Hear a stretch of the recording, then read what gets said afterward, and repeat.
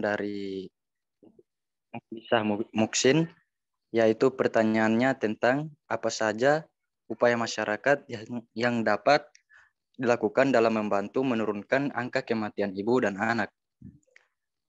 Baik, upaya tersebut yaitu yang pertama, promosi kesehatan, yang kedua, kesehatan lingkungan, yang ketiga, kesehatan ibu dan anak serta keluarga berencana, yang keempat, perbaikan gizi masyarakat, yang kelima, pencegahan dan pemberantasan penyakit menular, serta yang terakhir, pengobatan.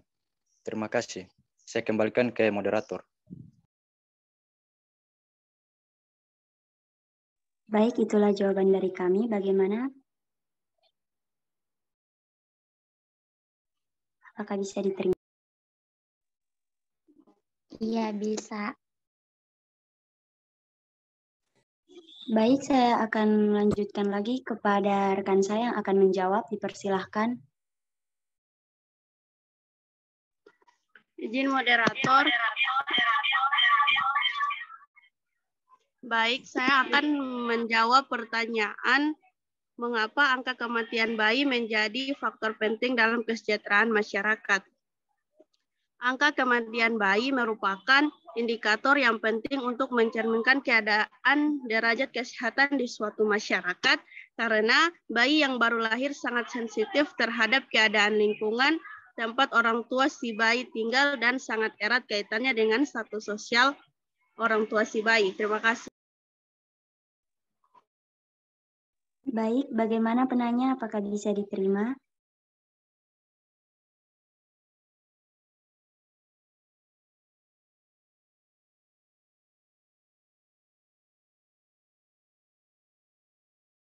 Kepada penanya, baik, apakah bisa diterima? Iya, terima kasih. Ya, baik, terima kasih. Selanjutnya saya akan baik, selanjutnya silakan Putri yang akan menjawab pertanyaan dari teman-teman sekalian.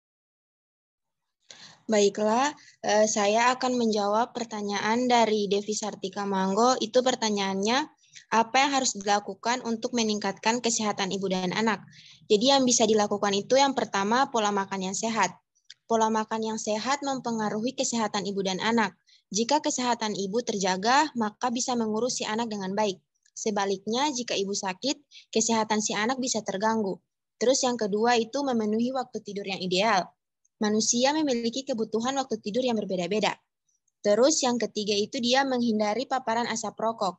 Asap rokok bisa memicu infeksi saluran pernapasan, gangguan paru-paru, bahkan dapat berakibat fatal bagi anak-anak. Oleh karena itu, diusahakan untuk selalu menjaga kebersihan udara di lingkungan tempat tinggal. Terus yang terakhir, menjaga kebersihan diri dan lingkungan. Usahakan untuk menjaga kebersihan diri dan lingkungan karena sangat membantu dalam usaha meningkatkan kesehatan ibu dan anak. Pastikan menjaga kebersihan diri dari anak dengan memandikan atau membersihkan tubuhnya secara rutin, mengganti pakaiannya setiap hari, serta memastikan ruang tidur dan tempat bermainnya dalam keadaan bersih. Sekian jawaban yang bisa saya sampaikan. Baik, bagaimana penanya? Iya, bisa diterima. Oke, baik. Selanjutnya, kepada yang ingin menjawab. Masih ada lagi, Putri, yang ingin terjawab? Masih ada, Pak, masih ada. Izin menjawab moderator. Ya, baik, silahkan. Baik, saya akan menjawab pertanyaan dari Rosliati Hakim. Pertanyaannya, langkah-langkah apa strategi implementasi yang dapat dilakukan untuk upaya penurunan masalah kematian ibu dan anak di Indonesia? Jadi dalam rangka menurunkan angka kematian ibu di Indonesia, Kementerian Kesehatan menetapkan 5 strategi operasional yaitu penguatan puskesmas dan jaringannya, penguatan manajemen program dan sistem rujukannya, meningkatkan peran serta masyarakat, kerjasama dan kemitraan. Sekian, terima kasih. Baik, bagaimana kepada penanya? Ya, sudah. Terima kasih. Baik, selanjutnya kami akan membuka sesi pertanyaan kedua. Apakah ada yang ingin bertanya? Putri, sebentar dulu ya.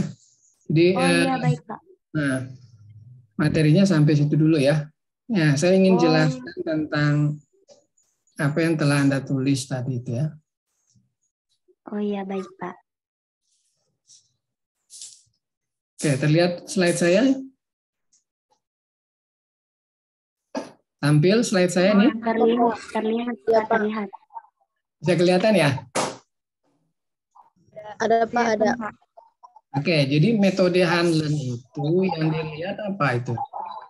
3 kriteria ini. Ya. Jadi kalau kita melihat adanya problem solving tadi, maka pendekatan pada metode Hanlen berbasis pada 3 aspek ini. Yang pertama adalah kriteria besarnya masalah.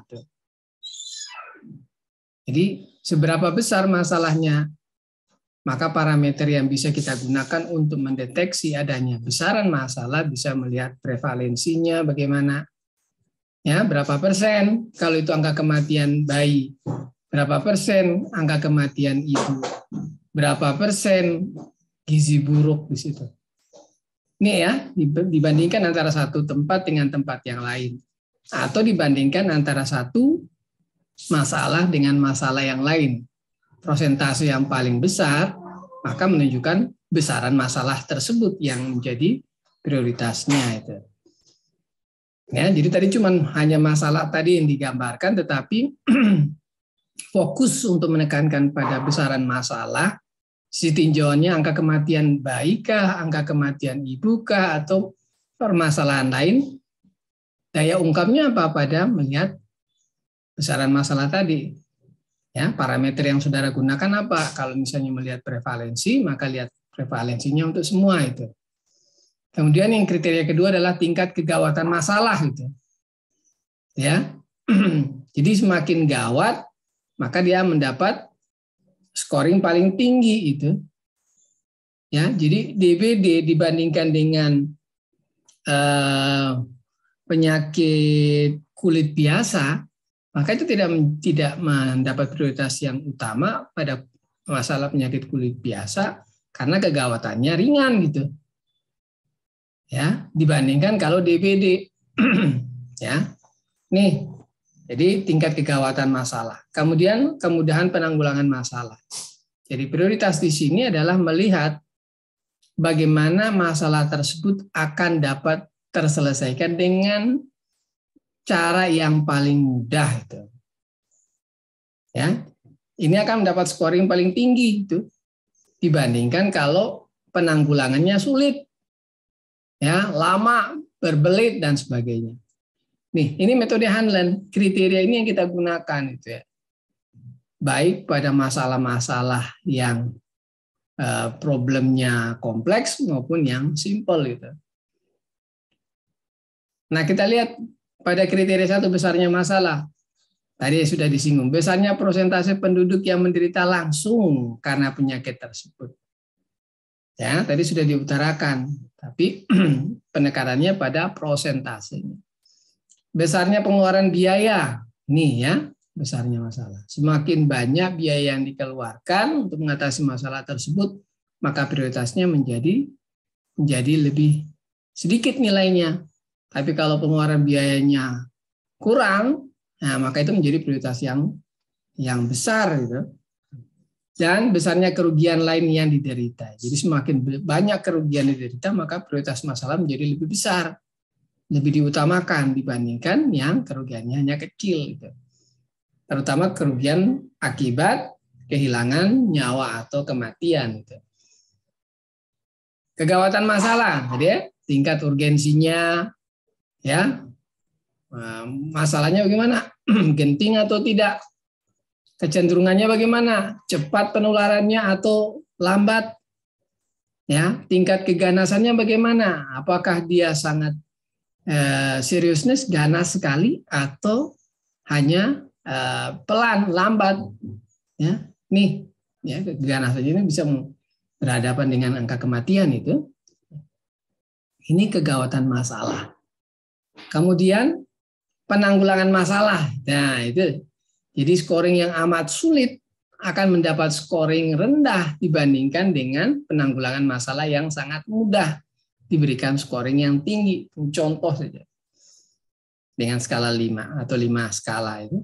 Nih, jadi saya ingin lihat di dalam identifikasi masalah yang saudara dapatkan, yang saudara berikan argumen di awal tadi, bagaimana sampai lahir suatu rating priority dengan metode Hanlen ini, gitu ya. Hanlen ini.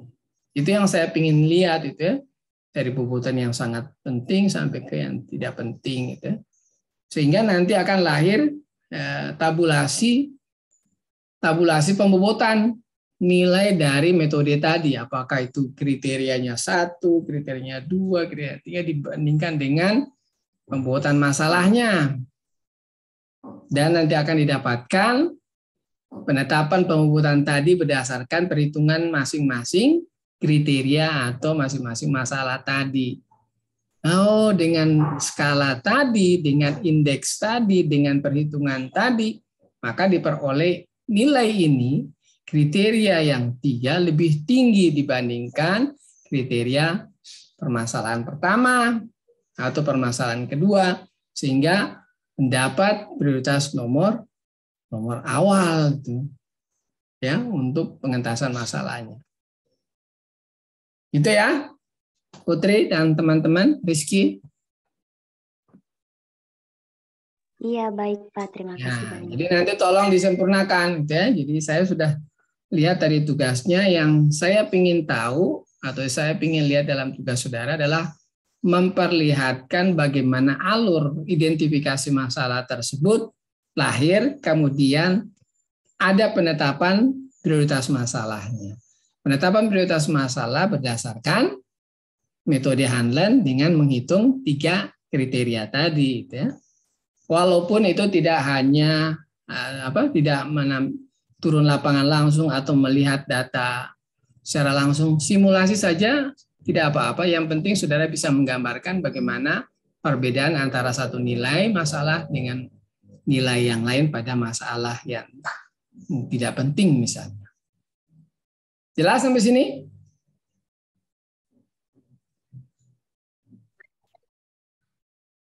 Jadi Pak, Pak mau tanya.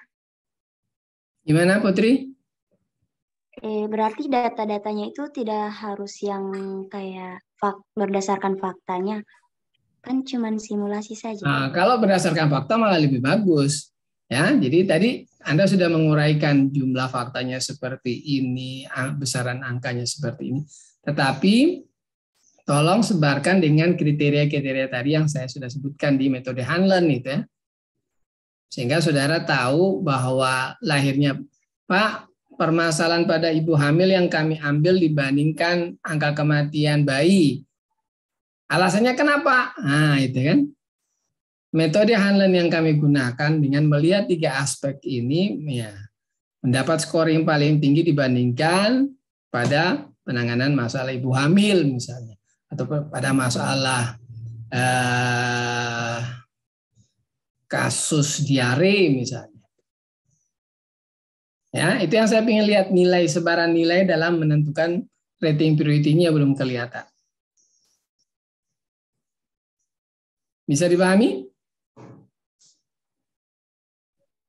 Bisa Pak, baik bisa Pak. Oke, jadi nanti tolong diperbaiki, kemudian penjelasannya nanti disampaikan minggu depan ya.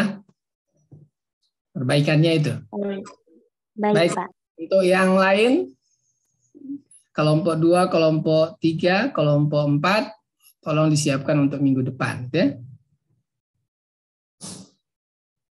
Jadi saya tidak mau mengurut lagi kelompok 2 yang maju atau kelompok 3. Mana yang saya sebut itu yang maju dan siap mempresentasikan. Bisa dipahami? Siap, bisa Pak. Oke, jadi nanti materinya kita akan lanjutkan minggu depan untuk metode-metode yang lain, ya. Apakah itu SWOT, apakah itu dengan metode fishbone diagram dan sebagainya. Baik, saya akhiri pertemuan pada sore hari ini dengan membacakan doa kafaratul majelis. Subhanakallahumma bihamdik, asyhadu an la ilaha illa anta astaghfiruka wa atubu ilaik. Assalamualaikum warahmatullahi wabarakatuh. Waalaikumsalam warahmatullahi wabarakatuh. Terima kasih, Pak. Terima kasih.